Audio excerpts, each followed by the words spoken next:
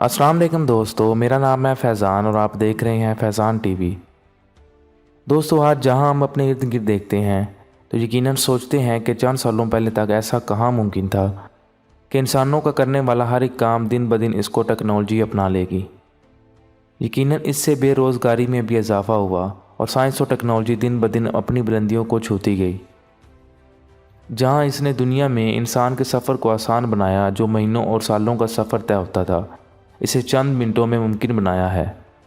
और जहां यह भी मुमकिन है कि लोग चांद और मरीख की खोज में निकल पड़े और एक दिन नील आर्मस्ट्रांग ने इसमें अपना लोया मनवाया। दोस्तों, आज के सोचने वाली खबर यह है कि क्या यह मुमकिन है कि लोग चांद और मरीख का सफ़र करें, बिल्कुल वैसे ही जैसे हम एक मुल्क से दूसरे मुल्क आसानी से सफ़र करते हैं। दोस्तों, इलॉन मस्क को हम सभी जानते हैं, जो स्पेस एक्स का फाउंडर है और सीईओ भी है, जो कभी X.com का बानी था, जिसका नाम बाद में पेपाल रखा गया। दोस्तों, अमेरिका ने इतवार के रोज़ 31 मई 2020 को एक ऐसे दौर का आगाज़ किया है जिसमें इंसान खलाई सफ़र कर सकेंगे, जो लोगों को स्पेस ट्रैवल करवाएगा।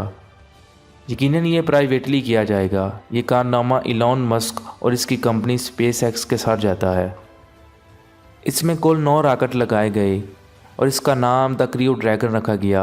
यकीनन अगर हम इसे तस्लीम करें तो ये साइंस और टेक्नोलॉजी की फतूहात हैं, जिसने इतवार की सुबह ये नवीद सुनाई कि हाँ, मुमकिन है कि लोग चांद का सफ़र कर सकेंगे।